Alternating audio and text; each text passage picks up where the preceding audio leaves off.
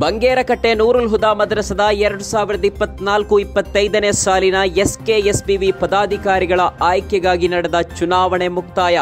ಕುತೂಹಲ ಮೂಡಿಸಿದ ಮತ ಎಣಿಕೆ ಕಾರ್ಯ. ಒಟ್ಟು 91.55% ಮತದಾನ ದಾಖಲು. ಇಂದು ಸಂಜೆ 5 ಗಂಟೆಗೆ ಮತ ಎಣಿಕೆ ಆರಂಭ. 5 ಸುತ್ತಿನಲ್ಲಾಗಿ ಮತ ಎಣಿಕೆ ಕಾರ್ಯ. ಮತಪೆಟ್ಟಿಗೆಯ ಸುತ್ತ ಬಿಗಿ ಭದ್ರತೆ.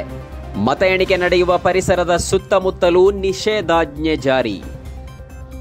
12 ಅಭ್ಯರ್ಥಿಗಳ ಭವಿಷ್ಯ ಮತಪೆಟ್ಟಿಗೆಯಲ್ಲಿ ಸುಭದ್ರ. ಯಾರಿಗೆ ಒಲಿಯಲಿದೆ ಎಸ್ಕೆಎಸ್ಬಿವಿಯ ಪದಾಧಿಕಾರಿಗಳ ಪಟ್ಟ? ಇನ್ನು ಅಧ್ಯಕ್ಷ ಗಾದಿಗೆ ಬಹುಮತದೊಂದಿಗೆ ಯಾರು ಆಯ್ಕೆಯಾಗ್ತಾರೆ, ಜೊತೆಗೆ ಕ್ಯಾಂಪಸ್ ಲೀಡರ್ಗಳ ಪಟ್ಟ ಯಾರಿಗೆ ಸಿಗುತ್ತೆ ಅನ್ನೋದೇ ಕುತೂಹಲ. ಎಲ್ಲದಕ್ಕೂ ಇಂದು ಸಂಜೆ 7 ಗಂಟೆಗೆ ಚುನಾವಣಾ ಮತ ಎಣಿಕೆಯ ಮೂಲಕ ಅಂತಿಮ ತೆರೆ ಬೀಳುವ ಸಾಧ್ಯತೆ.